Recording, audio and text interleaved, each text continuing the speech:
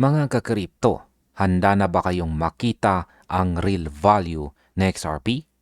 Sa kabila ng mga recent na market crash at volatility, may lumalabas na malaking oportunidad para sa mga investors at holders na talagang nakakaintindi sa fundamentals ng crypto.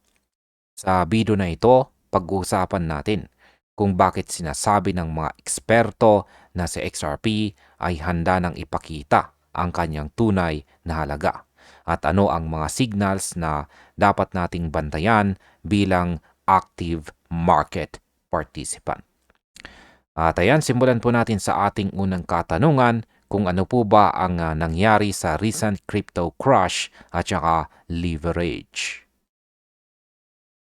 Nitong nakaraang crypto crash, hindi lang simpleng bumagsak ang presyo. Nakitang malinaw ang isang hidden danger. Sobrang leverage sa derivatives market. Ang leverage na ito ay nagpapabilis ng mga rally. Pero sa parehong paraan, kapag bumagsak, nagdudulot ito ng malalaking liquidations. Nang bumagsak ang leverage, na wipe out ang malaking bahagi ng open interest sa market. Kaya maraming traders ang naapektuhan agad. Ngayon ay paano naman po nakakaapekto ang leverage flush sa market? Ayon po sa analyst tulad ni Ripple Bullwinkle, ang pagbawas ng halos 40 to 50% ng open interest ay parang pag-alis ng fuel o gasolina na nagpapagana sa mga leverage-driven rallies. Kapag nabawasan po ang leverage, mas malinaw na kung alin ang tunay na halaga ng asset at alin ang puro speculation lamang. Para sa mga holders at investors, ito ay magandang sinyales dahil mas magiging matatag ang market at mas makikita ang tunay na demand at fundamentals. Ngayon ay bakit po ba mabuti or maganda ang lower leverage sa crypto market? Ang sobrang leverage ay nagdudulot po ng matinding volatility. Kahit maliit na galaw ng presyo, pwedeng mag-trigger ng margin calls at cascading liquidations. Ang dynamics na ito ang dahilan ng biglaang sharp swings at severe crashes. Pero kapag bumaba po ang leverage, nagiging kalmado ang market. Ang presyo ay mas nakadepende sa tunay na demand at conviction ng mga long-term investors at hindi po sa forced liquidations o speculation lamang. Ito po ay pabor sa sustainable growth ng assets na may real use case, kagaya po ni XRP. Ngayon ay ano po ang nangyari sa XRP derivatives? Para kay XRP, ang timing ay perfect. Ang data mula sa derivatives trackers ay nagpapakita ng malaking pagbagsak ng open interest mula $8.36 billion pababa sa $4.22 billion. Halos 50% drop sa loob lamang ng ilang araw. Ibig sabihin, maraming speculative positions ang na-liquidate o na-close. Ang natirang participants ay malamang long-term holders, institutions o genuine spot buyers na may matibay na conviction. Sa ganitong scenario, mas maipapakita ni XRP ang tunay na value nito.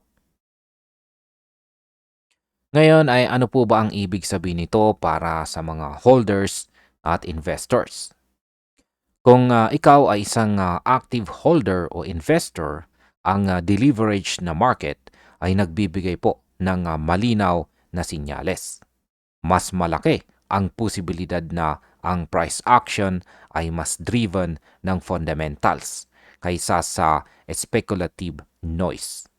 Mas makikita po ang epekto ng on-chain activity, adoption ng XRPL at paggamit ng crypto sa real-world applications. Sa madaling salita, mas malakas po ang foundation para sa sustainable growth ni XRP. Ngayon ay ano po ang dapat nating bantayan sa susunod na mga linggo? Sa susunod na mga linggo, mahalagang obserbahan po natin ang ilang mga indicators. Una ay ang rising spot volume. Ibig pong sabihin ay may tunay na demand. Pangalawa ay ang increasing on-chain transactions. Sinyalis po ito na ginagamit talaga ang network. Pangatlo ay ang renewed accumulation mula sa mga long-term holders. Nagpapakita po ito ng confidence sa future o hinaharap ni XRP. At syempre, bantayan po natin ang derivatives data. Kung mababa o dahan-dahan lang ang growth or paglago ng open interest, sapagkat sinyalis ito ng leverage-free accumulation. Ngayon ay ano naman ang maaaring maging epekto ng market reset na ito? Ayan, ang market reset. Maaring naging masakit po ang recent deleveraging purge. Pero minsan, kailangan ang sakit para magkaroon po ng clarity. Sa market, kung saan ang leverage ay malinis na, mas kalmado at rational ang environment, at sa ganitong environment kung saan mahalaga na ang fundamentals, si XRP ay may pagkakataon na ipakita ang kanyang tunay na halaga. Para po sa mga investors, traders at hodlers, ito po ang tamang panahon para tayo ay mag-obserba, mag-strategize at samantalahin po natin ang potential growth. At ayan, bilang panghuli, ay ano naman ang aking masasabi tungkol dito? Malinaw na ang recent market shakeout ay hindi lamang po tungkol sa panic at saka liquidation. Ito rin ay naglinis sa market at nagbigay daan po para sa tunay na valuation ng mga assets tulad ni XRP.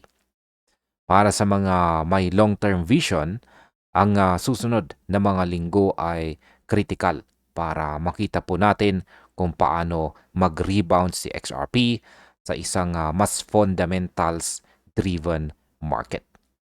Sa ganitong pagkakataon, hindi lamang po speculation ang makakaapekto sa presyo, kundi ang tunay na utility at adoption ng crypto sa ecosystem. At ayun, hanggang dito na lamang po tayo sa video na ito mga ka-crypto. Maraming salamat sa panonood.